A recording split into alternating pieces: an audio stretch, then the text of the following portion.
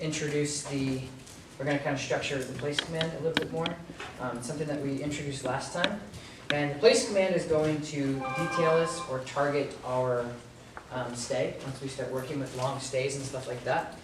So it'll transfer to longer stays out in the real world. Toy place. Good girl. Sit. Good girl. Good girl. Okay, break. So not only are we working on the place, good girl. Not only are we working on the place command, but we're working on the break command. So when we're working with any dog, we have no issues telling them what to do, but we don't know how to give them their break or their reward. So we have to make sure that when we address something or we tell them, hey, do this, we have to be able to then say, okay, good job. Not only with objects and food, because sometimes we're not going to have objects or food. So when you're out walking with your dog or you're working with your dog in obedience, and oh crap, you forgot the toy or the treat, how are you going to tell your dog that they did something good without that? So I'm using a lot of positive reinforcement through verbalization, so good girl, and I'm also using an object like a toy because it's easier to use, and as you can see, she's way more engaged with me than if I were to just have food, because if she was on the food, she'd be looking to just eat the food and all that stuff. So I'm actually just using this, sit, good girl. So we'll probably work on a leave it command or a stay today, but we'll start influencing the place and then the stay. The biggest thing with the stay and the place is when a lot of people introduce the stay, they focus on the length. So how far, the distance, how far you can get away from the dog. And I think it's, from my experience, it's easier, and in the long term, it's easier for the dog to understand the place if you do it for duration first, or the stay if you do the duration first instead of the distance. Okay? Place. Good girl. So we're isolating that spot. So you can transfer this place command to pretty much anything, a towel or a rug or a bed at home.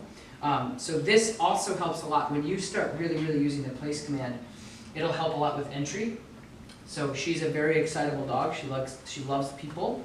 So when whoever adopts her gets her and brings her home, she's going to be really excited when people come into the door. So, okay, break. So somebody comes into the door, she gets excited, and she may be too excited or overstimulated. All you have to do is call place. Place, all the way. Good girl. Sit. Good girl. Stay. Once we learn on this, once we really get that stay command in, then you can kind of do this however you like or when you like. She's a very active dog. She's always going to want to play. She's always going to want to do something. So it's nice to be able to break. Good girl. And then if you want to read a book or you want to chill out, or you have friends or family over, call place. Put her on a place command. You can simply sit. Good. You can simply give her something like that. We don't have them here, but suggesting like a frozen Kong or something like that. And she would chill and kind of hang out with that. So we're isolating her to be successful, because if she's out in the open and there's little kids around, she's going to be very excited to see kids because she's a very excitable dog. So we just have to send her away somewhere. So instead of saying, hey, you're really excited because there's kids running around with high-pitched voices, like we know that that's going to get her excited. So to be able to have koi place, that place command to send her away to be successful is pretty ideal. And all dogs should be able to kind of master this because it's not only like easier for us to communicate and hang out with the dog during that time, but it's also a safety thing. Okay, so like if, say, kids did come storming in the house, or friends or family or something like that, she gets very excitable. You don't want her chasing the people down and jumping and creating bad behaviors. So by putting her in the place and then the stay, you can carry in the groceries, you can carry in whatever you like, and it'll be easier for her to be successful. So the best thing to do for a dog is set them up for success instead of, oh, there's a bad behavior, what do we do about it? Set them up first because we know she's going to be excited when you come in the house. We know she's going to be excited when the person she really loves comes into the house. So by placing her there, you can do your thing, put down your groceries, take off your coat, whatever, put her in the place. You can come over, give her love, give her a couple treats, whatever, yes, and then you can release her, okay? Now, after the place command, I always like to transition the stay. The stay and the wait are the same thing, so for those of you who use wait, it's the same thing. So we're gonna teach her to stay. Again, first we're gonna work on the duration, and then secondly, we're gonna work on the distance, but the duration is the most important part. What do you think, girlfriend? What do you think, girlfriend? What do I got? Hold place. Place. Good girl. Sit. So when I teach a dog to stay, I kind of just make myself a wall, and I say stay, and I'll use my shoulders. So what do a lot of people do when they do stay? Just give me a couple things. They don't direct, they're not front on with the dog. Right. And they're more like, so if I were to tell her to stay. They keep going, stay, stay, Right. stay. So they're asking, right? So I would say 90% of people who come in here and work with their dogs, they ask their dog to stay, and it's almost like a plea. Stay, stay, right? Because it's a plea. It's like, can you please go down? Get down, good girl, get down. So it's a bit down. No, place. Good girl. Sit. Stay. So I alleviated the crazy jumping as well with the place too. But anyway, so when you're doing the stay, I would say 9 times out of 10 people go stay, boom, and she's gonna jump, right? Because what do? We hunch down, and we kind of offer them that, like, you know, come to me type stance. So it's important when you're teaching any dog to stay that you're fully sit, that your body language is good, your tone is good. So not stay, stay, because then they're gonna jump. So that goes for any dog. If you're having issues or struggle at home with teaching your dog to stay, it's probably because your body language and your tone is very asking, pleading. So when you tell her, Chloe, stay, or place, good girl, sit, stay. Break, good girl. So you see how I did that? So your front, stay, okay, and you're being really clear. So dogs just, they read body language like we read books. Like they just get it, they understand it. Very chewy today, huh? Place. Good girl. Sit. Good girl. Stay.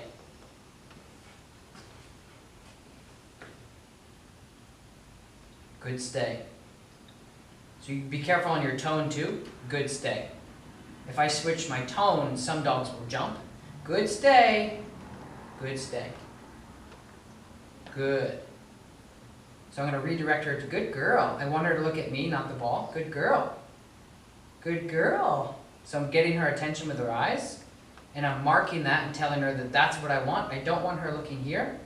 I want her looking at me. So as soon as she looks at my face, yes, good girl. Break. So dogs will condition themselves to learn whatever we teach them, verbalization-wise. So if I say tomato and they do it, like that's what they think sit is. We say sit because we speak English and that's what we use. Right. For her, it's very, she's very intuitive to what I'm doing with my body language and my tone. So I have to make sure I'm really careful with her and what I offer her, because she's like and what else? And what else can we do? So she's very, very in tune with whatever I do, whatever movement I do, whatever tone I say, she picks up on. And she's smart, and she's intelligent. So I have to make sure that when I'm offering her, or I'm teaching her new behavior, sit or stay, I'm very consistent. So she's like, aha, I know what this is. Because there's nothing worse than somebody, like a teacher, a leader, manager, or boss, that's inconsistent. Because you don't know what to do, right? If they're inconsistent, you're definitely inconsistent. So we have to make sure that when we're asking her to do something, we're doing it the same way each time, so she can't fail.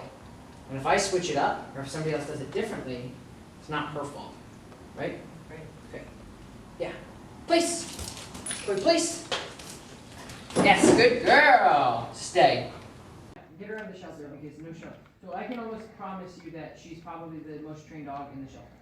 Yeah. And any dog that goes to this program, so the next dog we choose, will then be the next, best trained dog in the shelter. And that's what we're going to do.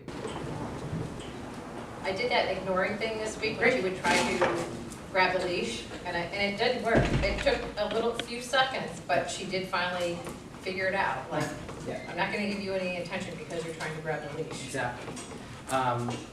So anytime, so with Chloe, so for those for anybody interested in Chloe and is following along with her, you know, because a lot of what we do here is good information for all dog owners, but particularly for her, it's important that she needs like good exercise, mental and physical, before you actually start working her. So like a good like prey pull, like get her zipping around, like get her really, really exhausted. Not to a point of like, okay, she's gonna go to sleep, but really just be like, okay, get that jittery out, because you can tell that's the type of dog she is. And if you don't do that, then you'll fail, because she'll be too overstimulated. Because she's in love, and that's all she wants to do. She just doesn't know how to do it in a way that we like. Good girl. So I'm gonna do a couple more places, and then I'll have you guys do it. Cool. Chloe, let's go place. Good girl. Chloe, sit. Good girl. Stay. She smells something. Sit. Stay.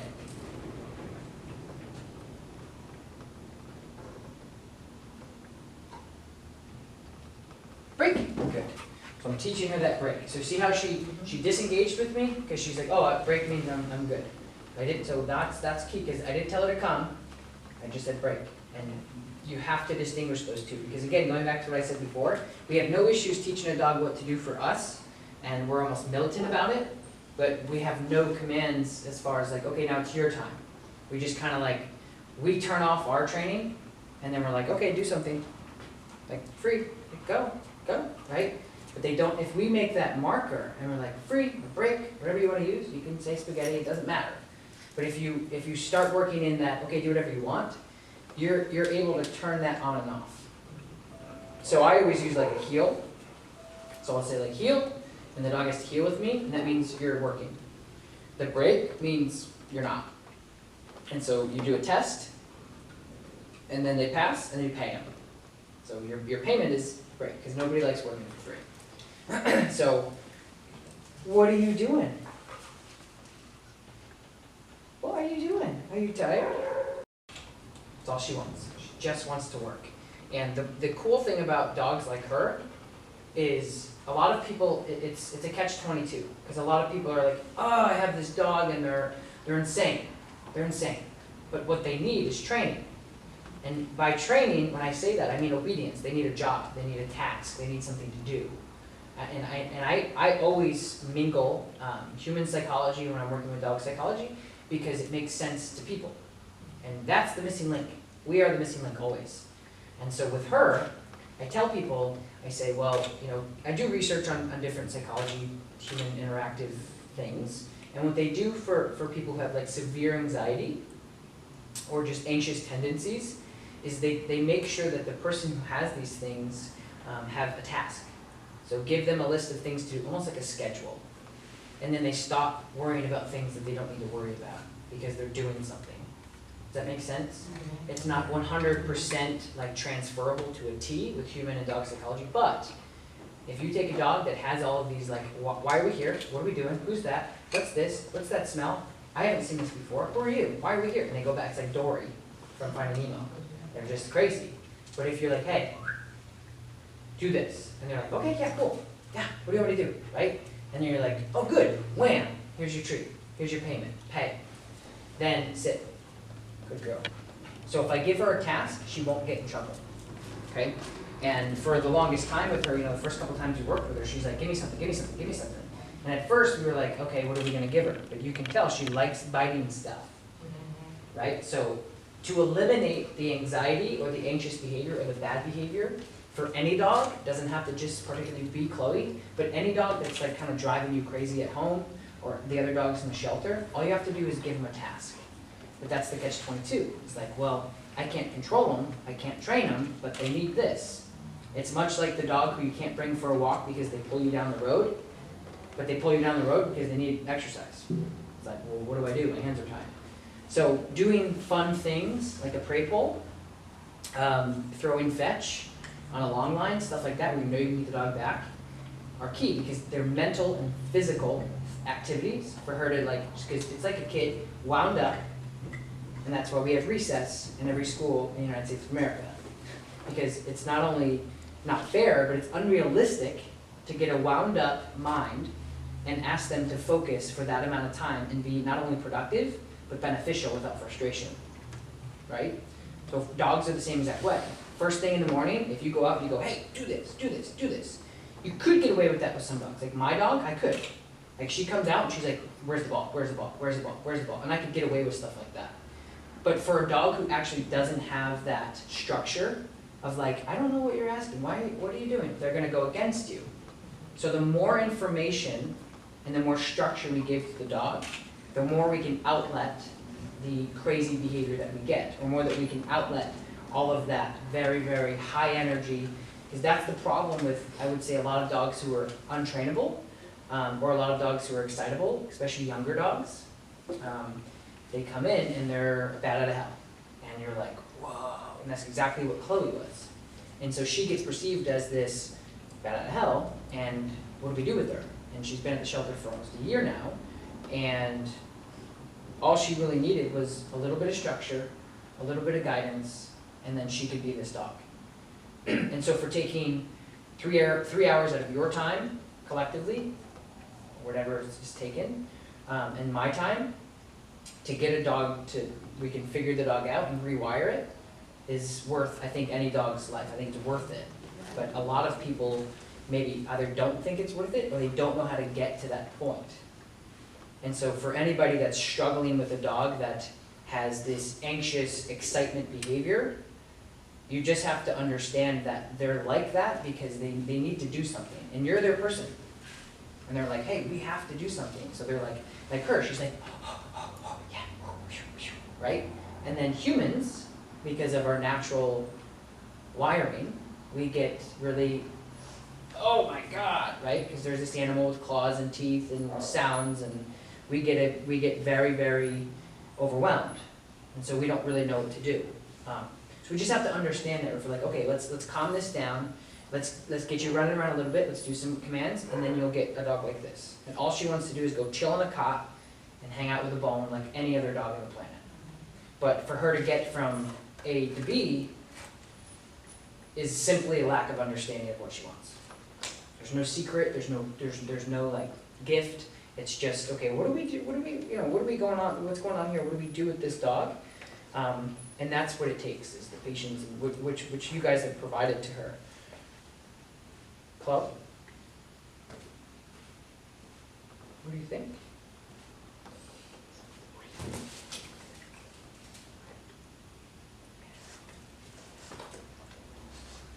Oh my goodness.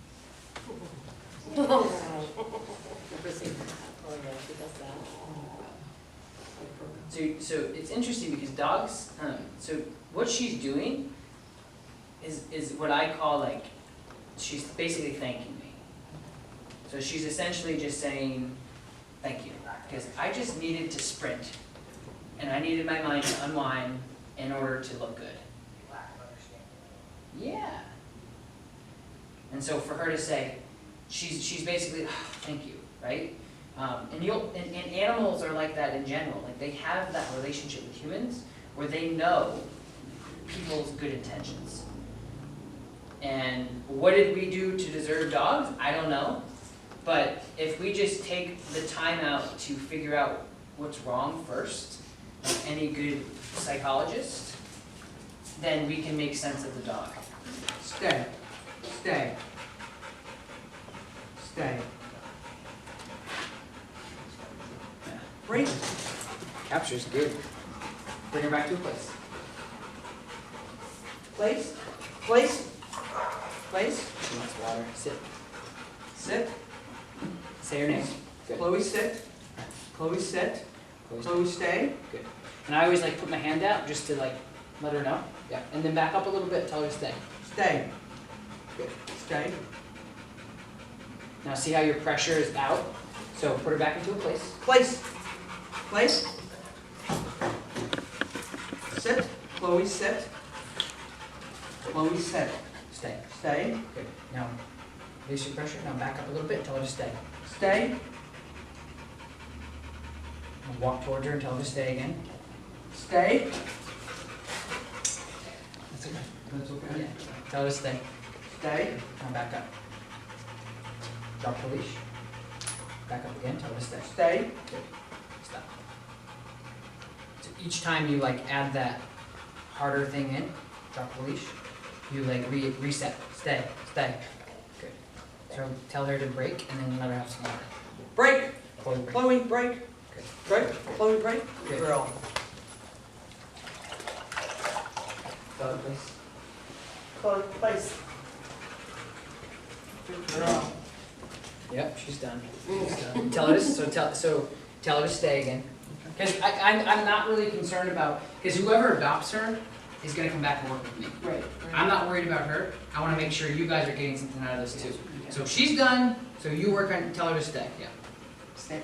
Chloe. Stay. Good, and just keep backing up, tell her to stay. Stay. So, Yeah. yep, grab her, her back. Chloe. Place. Good girl. Sit. She's cooked. Sit. Tell her to stay. Stay. Stay.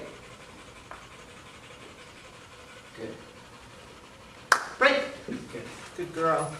She's done. She's done. Okay. Paul, you need anything else? You guys have any questions, concerns, or comments? Chloe, come. Anybody, because we called this program the No Bad Dogs program that we're doing. So anybody who adopts a dog through the No Bad Dogs program is gonna get free training, and if they're iffy about that, then they shouldn't have the dog anyway. Right. Like, they have to prove that they're invested into the dog, and it's not gonna cost them a penny. Right. All they have to do is show up. And, you know, we have people waiting at the line to get in here for training that's paying us a ton of money. Right. And so all I want is an investment of time from people to get in here to make sure that they're gonna do it with the dog. Right. And I don't need them to sign any contract because I know the animal shelter won't allow that. But you guys do your best internally to say, hey, you know what, if you're interested in it, you should come Saturdays at 10:30. You can watch her work, you can meet her, whatever. But we're doing our part. But the important thing is like, when Paul puts this out, Chloe's also teaching 1,000 other dog owners. That's what I care about. That's cool. That's really cool. Far, we would also be willing to travel with her to, you know, get her the right home. The only difference with that is you won't be able to come into the facility and work with her. But anybody locally that lives in the vicinity will have myself and all of my staff 100% on board for any questions, concerns, comments, phone calls, text messages, emails, anytime, any question, anywhere. Our main priority and our goals is to get these dogs out of there. So we're going to start with the dogs who've been there the longest. So the next dog we'll choose, we want the dogs who've been there the longest, the challenging dogs, get them straightened out, and then, you know, we'll be good.